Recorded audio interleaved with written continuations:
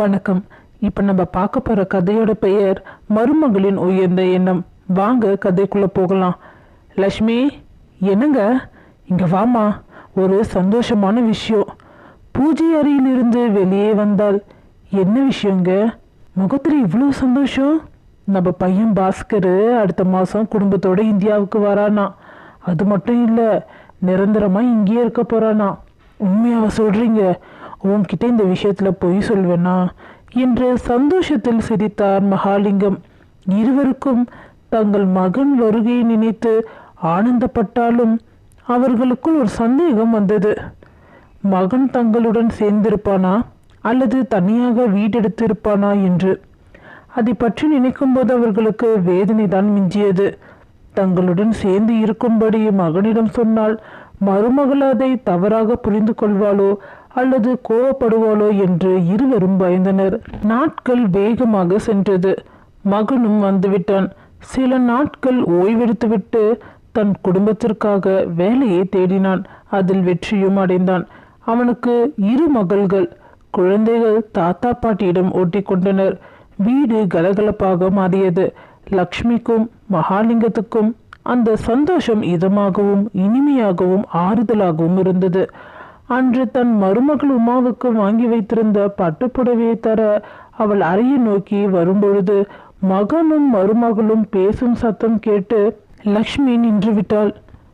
என்னங்க, ஆஸ்திரேலியாவில் எவ்வளோ பெரிய வீட்டில் இருந்தோம், இங்கே இருக்க கொஞ்சம் கஷ்டமாக இருக்கு. வேற வீடு பாருங்க, நம்ம போயிடுவோம். இதை கேட்டு லக்ஷ்மியின் மனது வேதனையில் துடித்தது. அழுதபடியே அறைக்குள் வந்தாள். புத்தகம் படித்து கொண்டிருந்த மகாலிங்கம், என்னாச்சு லட்சுமி, ஏன் அழுவுற? எதுவும் பேசாமல் அழுது கொண்டிருந்த மனைவியை பார்த்து, சொல்லுன்றல்ல, என்ன ஆச்சு? லக்ஷ்மி மருமகள் மகனிடம் பேசி கொண்டிருந்ததை சொல்ல, இதுக்கு தான் போய் அழுவுறியா? என்னங்க இப்படி சொல்றீங்க? ஆமாம், நான் ஒரு முடிவு எடுத்திருக்கேன். என்னதுங்க? நம்ம முதியோர் இல்லம் போயிடலாம் லக்ஷ்மி. ஏங்க? நம்மளால அவங்களுக்கு பிரச்சனை வேண்டாம். உன்னோட துணிமணிங்களே எடுத்துக்கோ, போயிடலாம். நமக்கு வர பணத்தை வச்சுக்கிட்டு நிம்மதியாக இருப்போம். நான் பாஸ்கர் கிட்ட பணத்தை எதிர்பார்க்கல, பாசத்தை மட்டும் தான் எதிர்பார்க்குறேன் சொல்லிட்டு விரக்தியாக சென்று விட்டார் கணவர் மகாலிங்கம். வேலை முடிந்து வீட்டிற்கு வந்த பாஸ்கர் தாய் தந்தை இருவரும் சூட்கேஸுடன் தயாரான நிலையில் இருப்பதை பார்த்து குழம்பி போனான். என்னப்பா, எங்கே போறீங்க? பாஸ்கர், உன் கூட இருக்கணும்னு எங்களுக்கு ஆசை தான். ஆனால் நாங்கள் உன் கூட இருக்கிறது கண்டிப்பாக உனக்கு மன வருத்தத்தை எப்போனா ஏற்படுத்தலாம். நீ, உன் மனைவி, குழந்தைகளுக்கு இந்த வீடு போதுமானது. நாங்கள் போகிறோம். உங்கள் சந்தோஷம் தான் எனக்கு முக்கியம். அம்மா, அப்பா என்னம்மா பேசுகிறாரு? யார் உங்களை வீட்டை விட்டு போக சொன்னாங்க? நாம் எல்லாருமே ஒன்றா சேர்ந்து வாழணுன்னு தானே இந்தியாவுக்கே வந்தேன். அப்பா, என் குழந்தைங்களுக்கு தாத்தா பாட்டியோட அன்பும் அரவணைப்பும் வேணும். நீங்கள் அவங்களுக்கு ஊட்டி விடணும். உங்கள் கையை பிடிச்சிக்கிட்டு அவங்க கடைக்கெல்லாம் போகணும். அவங்களுக்கு நீங்கள் கதை சொல்கிறதெல்லாம் நான் பார்க்கணும். என்னோட கனவு அதுதான். ஏன்னா எனக்கு அது கிடைக்கல. என் குழந்தைங்களுக்கு அந்த சந்தோஷம் கிடைக்கணும். என்னை பொறுத்த வரைக்கும் என்னோட குழந்தைகளுக்கு படிப்பும் முக்கியம், பண்பும் முக்கியம். குழந்தைகளை கேட்டு பாருங்கள்.